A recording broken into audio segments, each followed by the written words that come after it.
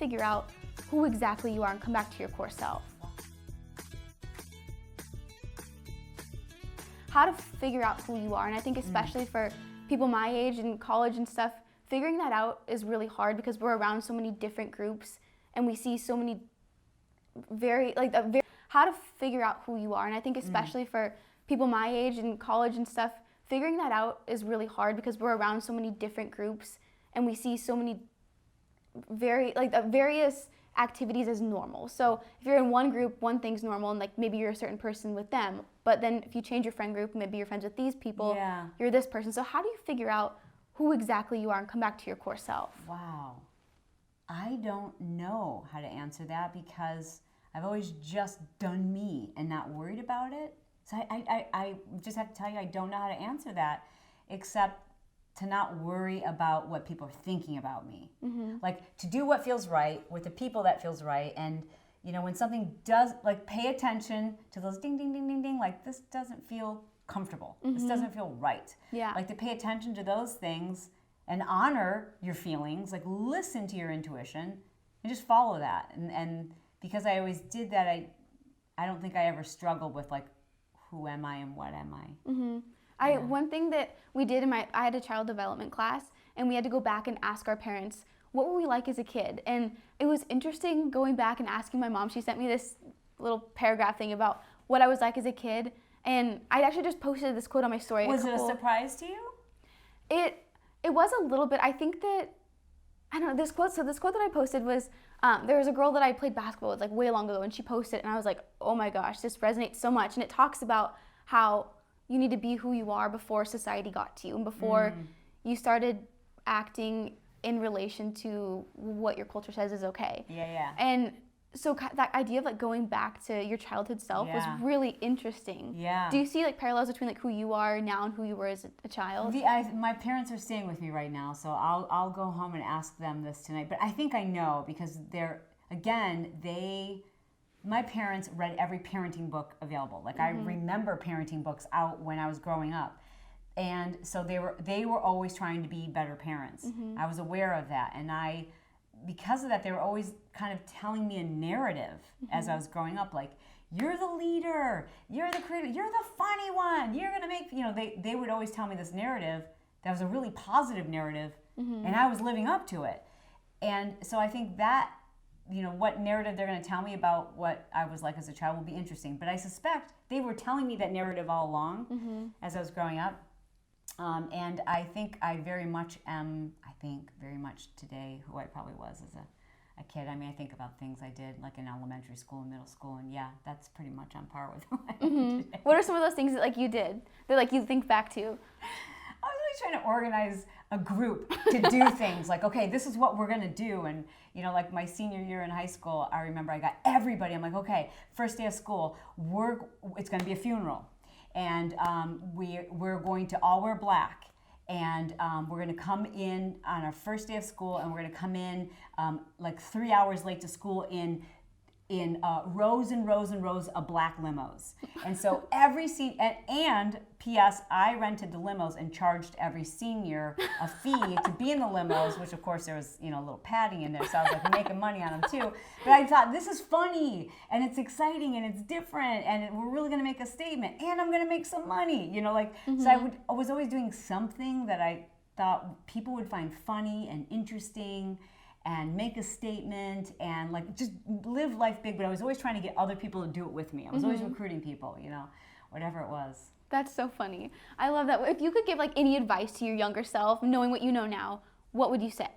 Because I know you said you're pretty like consistent from like who you are today versus who you were.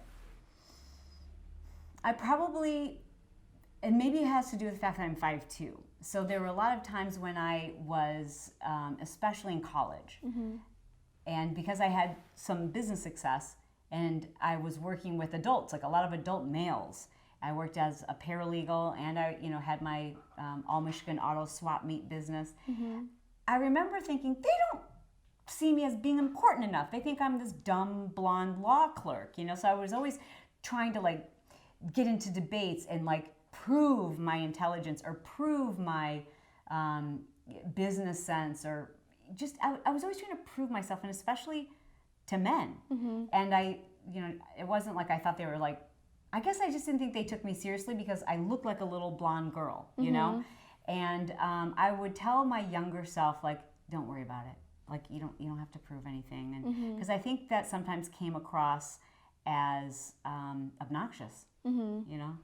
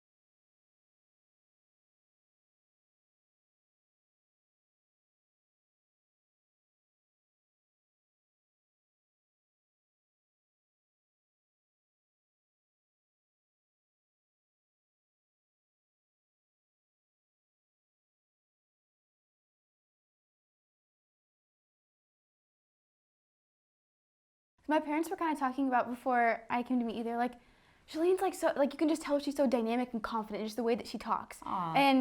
And so I guess my question to you is how did you find that strength in that? My parents were kind of talking about before I came to meet you. They're like, Chalene's like so, like you can just tell she's so dynamic and confident, just the way that she talks. Aww. And so I guess my question to you is how did you find that strength and that confidence and that is even exuded when you're just speaking over a podcast?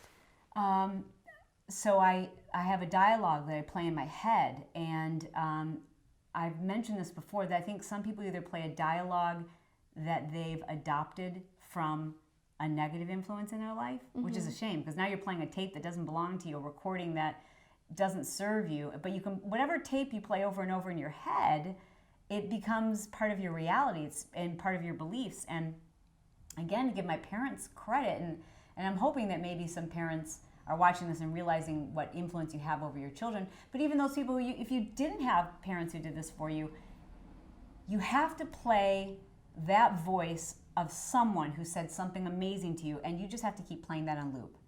Because that's what gives me confidence when I start to feel insecure moments. So, whatever it is, we all have insecure moments, and I do too. And when I have them, I flip on that tape. And if I were to play it out loud, people would be like, "Really? That's what you think?" But I'm boosting myself. I'm trying to make myself feel and believe this, because if I believe these things, I deliver with that authentic feeling. Like I really come through for other people as opposed to worrying about what they're thinking about me. It's crazy how much of life is such a mental game. It's bizarre. And I don't think people realize how strong your mind is. Yes. It's bizarre to me. Mindset is everything. It is everything, but it can be changed. Yeah. It can be a skill. You can learn it. Absolutely. You know, and I think, again, so much of that is what we're surrounding ourselves with, right? So if you're around people who are like always complaining and always pointing out negative things, you're giving those people power to influence you, whether you realize it or not. You think you're being nice. Like I have a few acquaintances that, I hope they don't see this, but they'll reach out to me over and over and over again. And there's a reason why I'm intentionally always busy. Is because I can't spend an hour with someone who just complains and complains and complains. I just can't. Love you, but I can't love it.